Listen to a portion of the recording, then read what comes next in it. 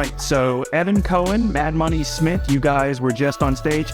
Evan, I want to start with you because you were leading this discussion of the two iconic sports shows in LA. What did you sort of do to make sure you were ready to lead this and get in all the things you wanted to, considering you have two very important perspectives to be? Well, I obviously did my homework on this and knowing what paths to kind of take them down, but they're obviously amazing and professionals themselves. I think the most interesting thing, though, is there was nothing that could prepare me for how similar both shows are. Right. In terms of who the people are. I'm not saying when you listen for the 2, 3, 4 hours. I'm saying when you actually talk to the people and the formula that I'm sitting there and I'm thinking, if I am an up-and-coming LA sports host, I'm trying to emulate these four because they are all not the same exactly, but they all have the same mentality. They all have the same approach. And they all seem genuinely nice. Now, I know Mason and Ireland a little bit, but getting to know Matt today, a wonderful guy. And I think that there's that mentality of, I'm going to be nice to the audience, and they're going to be nice back to me. And then we can rip on each other as a result because we have that kind of rapport and relationship. And both shows kind of seemingly take that approach. Yeah, so I want to ask you about your career that you talked about on stage here in just a second. But Evan just said something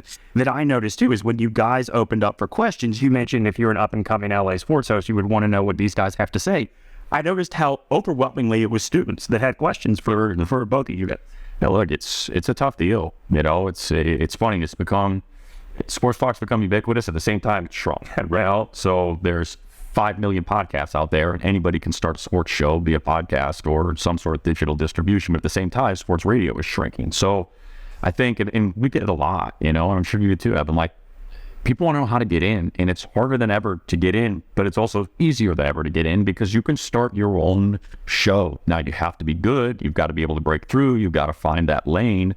And that's hard to do, but I think that's something that we constantly get asked. How do I get in? And, you know, my entry, you mentioned you're going to talk about kind of what my career was prior to sports radio. It's not there. You know, I'm essentially hired to answer phones at 3 a.m. for a morning show. Right. And I just wanted to get in. I don't care how I get in, get me in. And now those doors just don't open anymore. Right.